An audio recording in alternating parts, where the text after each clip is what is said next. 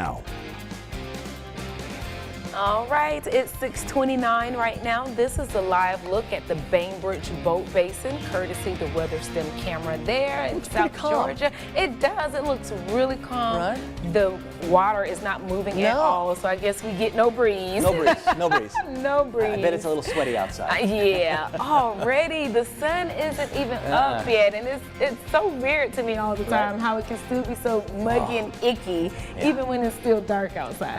And we got plenty of that in the forecast. Yep, that's how it is around here, man. And it's not changing, my friends. We've got lots of humid, and I think there'll be more and more shower opportunities over the next few days, but certainly not going to be an all the time, all over the place rain event. I see lots of low to mid 70s right now. Live Oak's at 72, Perry's at 73, Valdosta, Bainbridge, and Tallahassee all checking in at 74. There is some activity on the radar. It's trying to move from west to east into our area, but it's not really holding together all that well. I do think we can get a couple of showers early in the day. Better chances, though, again, going to be later on this afternoon. Most of us are going to be starting in the low and mid 70s.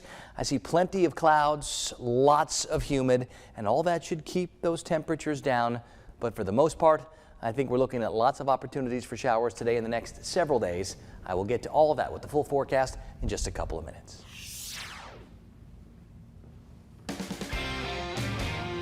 All right, starting this half hour, going back over who will face off against current Florida Governor Ron DeSantis this November after a landslide victory in yesterday's primary race. That will be current U.S. Representative and former Republican Governor Charlie Crist. Crist getting well over 360,000 more votes than Commissioner of Agriculture Nikki Fried. Here's Crist last night speaking to his supporters. Tonight, the people of Florida clearly sent a message. They want a governor who cares about them, to solve real problems, who preserves our freedom, not a bully who divides us and takes our freedom away. Meanwhile, in Fort Lauderdale, Nikki Fried speaking to her supporters in the wake of her loss. And I know that we are not going to stop fighting. I have been a champion and a fighter for the people of our state my entire life. And while tonight did not go the way that we all hoped it had gone, I know that tonight is the start of a new chapter. A new chapter for the state of Florida.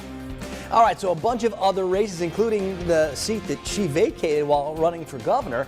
And we'll start with the agricultural commissioner race in the Democrat side. That's Naomi Bleemer going to get the win here with 50% of the votes. So that's going to be enough. And then if we take a look at the Republican side, how about Wilton Simpson getting over 1 million votes, 65% of those. So that will put those two against each other in November for that race. How about the Tallahassee mayor race? This one, real interesting. Nobody getting 50%. The two guys, Whitfield Leland and Michael Ibrahim, just getting a little tiny bit of votes, but enough so that neither John Daly nor Christian Dozer got enough votes to win it outright.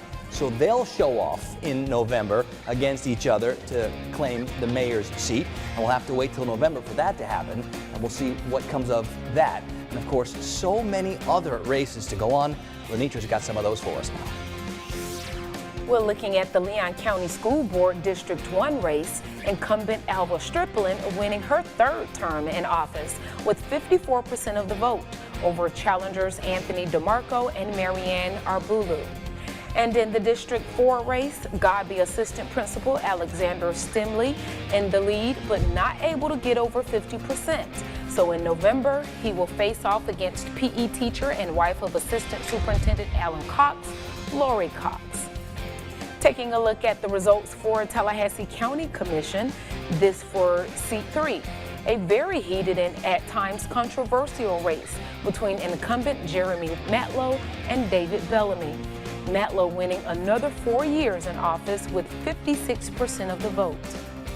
And this is exactly the victory we were looking for. For a long time, the chamber and developers have ruled our city, and the people of Tallahassee sent a clear message tonight that Tallahassee is not for sale. I met a lot of great people that I wouldn't have already met. It was overall a really good experience. I'm glad I did it. He could focus on building bridges and compromise. I think a lot of his ideas are in the right place.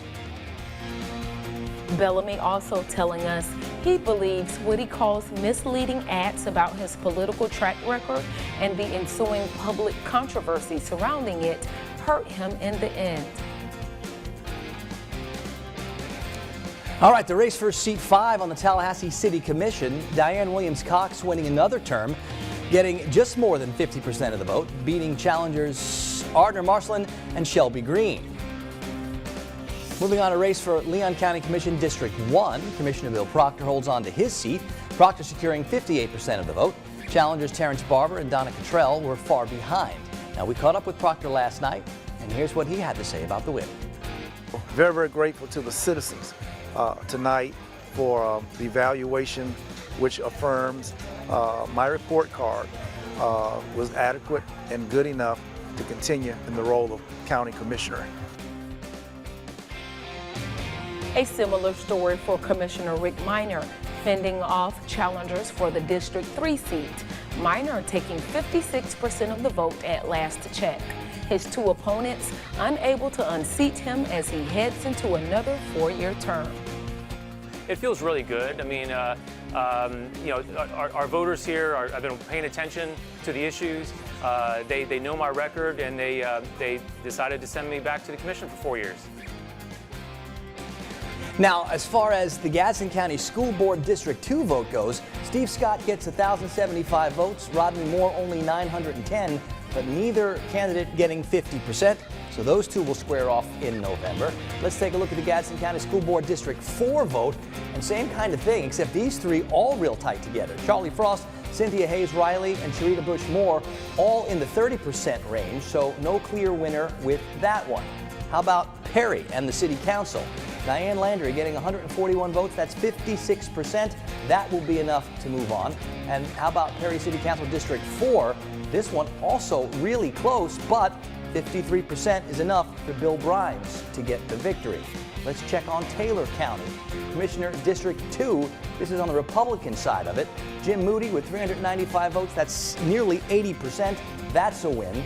And then if we take a look at Wakulla, what we'll see here is Dodd Walker getting 37%, Eddie Hand getting 32%, and Gwendolyn Staten getting 31%. So no clear winner there for District 1. In the School Board District 5, we do have a 55% vote, and that's Laura Lawhern getting almost 3,750 votes. So that's going to be enough for her to get the win in District 5. All right, and of course, we know we went through a lot, but that's okay if you need to get caught up. Don't forget, you can download the WCTV News app in your phone's app store to see more election results. Or you can head over to our website and click on the results right at the top of the page. And of course, that's on WCTV.tv. Yeah, that touchscreen's pretty cool, by the way. It looks I need like one of those for the weather wall.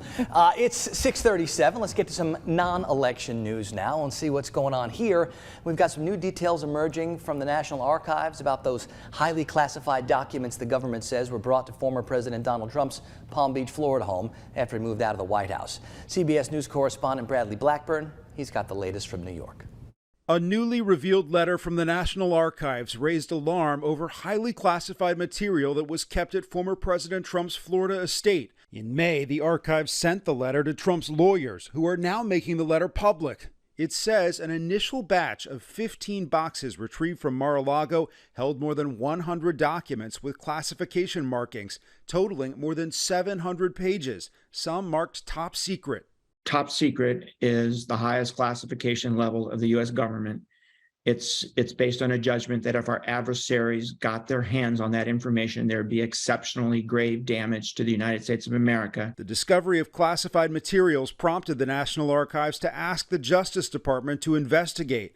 On August 8th, FBI officials returned to Mar-a-Lago with a search warrant and removed an additional 11 sets of classified records. Trump and his supporters have cried foul over the FBI search and seizure. The former president, who is considering a 2024 White House run, calls the Justice Department's probe politically motivated.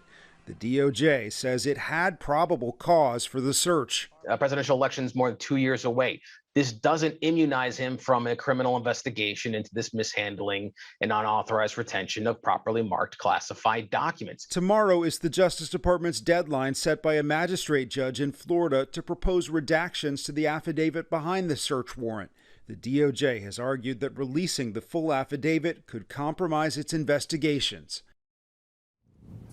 Now, a federal judge in Florida giving Trump's legal team until Friday to provide more information and clarify arguments. Then, that judge will rule on its request that a neutral third party be present while the FBI reviews the documents seized at Trump's Mar-a-Lago home. 6:39 now. An update in the federal case against an officer involved in the deadly raid on Breonna Taylor's home. Local media reports former Louisville Metro Police Detective Kelly Hannah Goodlett pleading guilty to conspiring to violate Taylor's civil rights. Earlier this month, she was charged with submitting a false affidavit to obtain the search warrant. In March 2020, the 26-year-old first responder was shot and killed in her Louisville apartment during the botched forced entry raid. Goodlett is set to be sentenced in November. She could face up to 5 years in prison. Time now for First Alert Weather with meteorologist Rob Nucatola. All right, time to get to that forecast, which is going to be a lot like it was yesterday. Starting 70s, climbing through the 80s. Maybe a couple of areas that have to wait the longest to find some showers can get near 90, but I think a lot of us will hold on to the 80s for daytime highs. And then staying real muggy and warm in the overnight. Plenty of mid-70s again to start tomorrow morning. On the radar over the past few hours, not much making it into our area. Some showers trying way up north, some showers trying way out west, but just struggling to get through where we are. I think as we go through the day today, we will generate some of those scattered showers. A little difference in wind direction should make a little difference in getting some of that activity. I think tomorrow and Friday, the winds shift a little bit more, even better chances to start cranking out a few more scattered showers.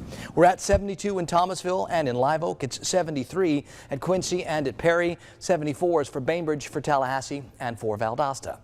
Now here's that breeze I'm talking about. Very little, but instead of being from the northwest and west like yesterday, it's going to turn more towards the northeast or even east today, and that's a little bit more conducive to some scattered showers. The visibilities are all better than 5 miles, so even with all the humid out there, you'd think there'd be more patchy fog, but we're doing okay.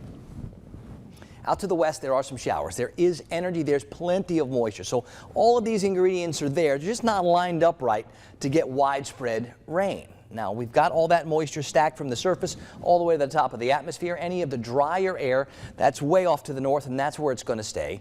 I do expect at times this afternoon, this evening, tonight, and again tomorrow, maybe even late morning tomorrow and early afternoon, to start generating more of those 30-minute downpour and done type showers, and they move on to someplace else. So plenty of opportunities for showers, but more of that unsettled look and feel, where it looks and feels like it should be raining more than it actually is. We've got a couple of different pieces of energy in the tropics, some coming off the coast of Africa. That's a long way away. But then we've got a little bit more energy not too far from the islands. That's a little bit closer, and they all have some potential for development. Those conditions in the upper part of the atmosphere over the Atlantic and over the Caribbean, not nearly as hostile as they were for the past month or so. So we've got a couple of things we're keeping our eyes on, but nothing that's jumping off right away. Winds on the Gulf close to home out of the east and northeast, 5 to 12, seas 2 feet or less. So pretty good for the boaters. Just got to dodge some of those showers. We've got the rain chances more like 40-50% early, more like 60% later. I think 90s in play, but not for everybody. A lot of us with all the humidity and all the clouds and some of those showers going to stay in the 80s. Tonight, those showers fizzle. It stays muggy. Whoa, does it ever. And I think we do it all over again tomorrow and Friday and Saturday. Those rain chances are going to be a little higher the next few days, but that doesn't mean it rains all the time everywhere. It's still scattered showers. It's still hit or miss. There's still going to be lots of periods during the next several days where it's not raining.